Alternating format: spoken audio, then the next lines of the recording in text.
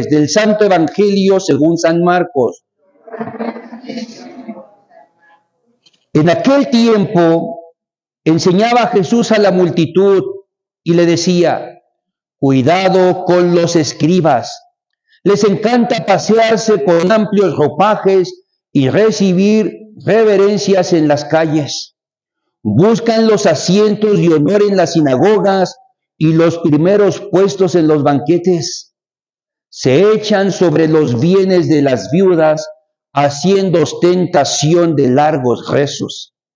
Estos recibirán un castigo muy riguroso. En una ocasión, Jesús estaba sentado frente a las alcancías del templo, mirando cómo la gente echaba allí sus monedas. Muchos ricos daban en abundancia. En esto se acercó una viuda pobre y echó 2 moneditas de muy poco valor.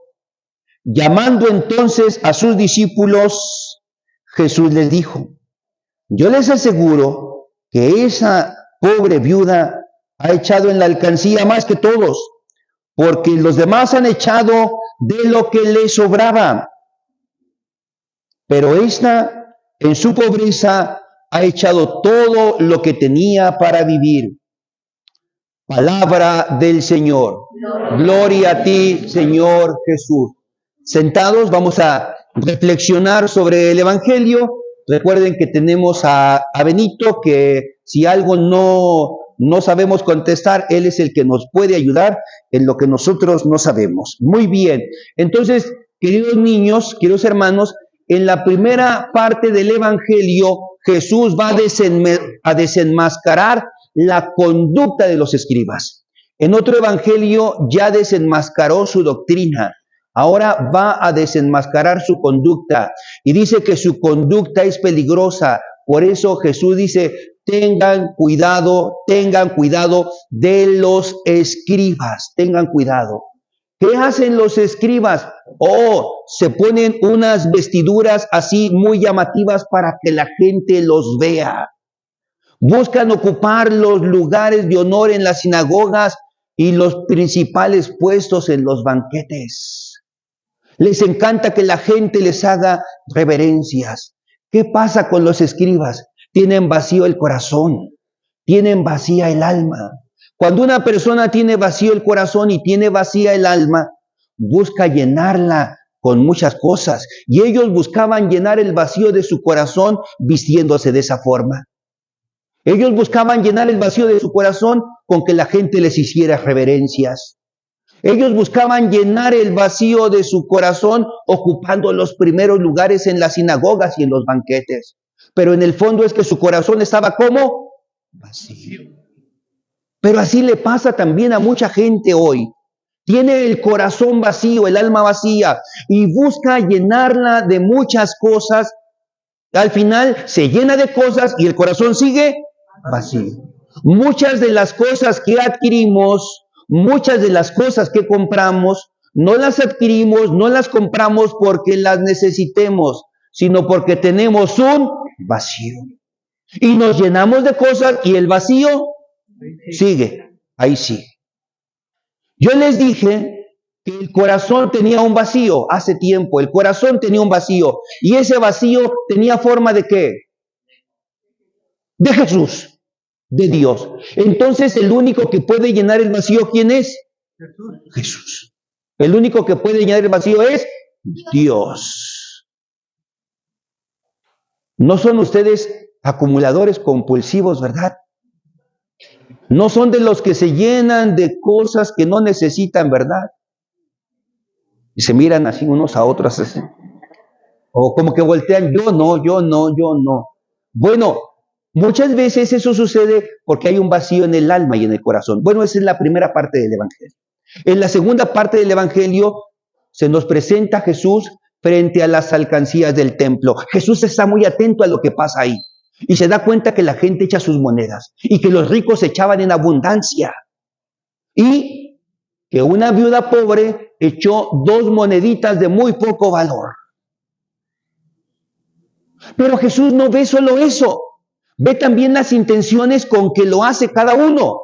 La intención de los ricos y la intención de la viuda. Pero los discípulos están distraídos, los discípulos no están ahí. Entonces Jesús tiene que llamar a los discípulos, dice el Evangelio, llamando a sus discípulos. Acuérdense que Jesús llama a alguien cuando está lejos. Pero la lejanía no es geográfica, la lejanía es de pensamientos, de ideas, de proyectos, de sueños. Los llamó y les dijo, yo les aseguro que esa pobre viuda ha echado ¿qué cosa?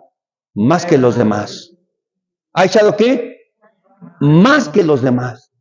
Pero ¿cómo? Si los ricos dieron en abundancia y ella solo echó 2 monedas. ¿Por qué dice Jesús que echó más que los demás? Y él mismo explica. Porque los demás dieron ¿de qué cosa? Lo que le sobraba. Muy bien, Benito. Dieron lo que le sobraba. En cambio, ¿ella qué dio? Que tenía Pero para sobrevivir. todo lo que tenía para vivir, dio todo lo que tenía para vivir. Y la palabra todo es una palabra clave, es una palabra importante que hay que entender, porque esta palabra todo ya se utilizó en la parábola del tesoro escondido y en la parábola de la perla. ¿Qué hizo el que encontró el tesoro? ¿Qué hizo el que encontró la perla? Se deshizo de todo para quedarse con el tesoro. Se deshizo de todo para quedarse con la perla. ¿Y qué es lo que está haciendo la viuda? Deshacerse de todo, Benito, exactamente. Deshacerse de todo para quedarse con el tesoro, con la perla. ¿Y quién es el tesoro? Jesús. Jesús. El tesoro es Dios. Ella da todo para quedarse con el tesoro que es Dios. Ella da todo para quedarse con la perla que es Dios. ¿Y se acuerdan qué le dijo Jesús al joven rico? ¿Qué le dijo que hiciera? Vender todo. ¿Sí? ¿Ibas a decir eso? Vender todo lo que tenía, deshacerse de todo lo que tenía. Pero no lo hizo. Porque para él, Dios, el reino, no era un tesoro. En cambio, ella, la viuda, sí está haciendo lo que el joven rico no hizo. Pero más aún, ¿qué es el todo que la viuda da? Bueno, dice, todo lo que tenía para vivir. Está dando su propia vida, porque a veces es más fácil dar unas monedas, dar unos billetes, que dar nuestra persona, que dar nuestra vida. Pero lo que ella está haciendo es dar su vida. Y confiando en Dios, confía en Dios. Pero su confianza en Dios, escuchen bien, su confianza en Dios no consiste en un providencialismo infantil, del que dice, yo doy todo y que Dios resuelva lo que sigue. No. Cuidado con esa frase que dice, encárgate de las cosas de Dios, que Dios se encargará de las tuyas. Cuidado con esa frase. Un día a mí me la dijeron, y si la hubiera hecho, si lo hubiese creído así como lo dijeron, no hubiese dormido el resto de mis días. Pero luego les platico esa historia.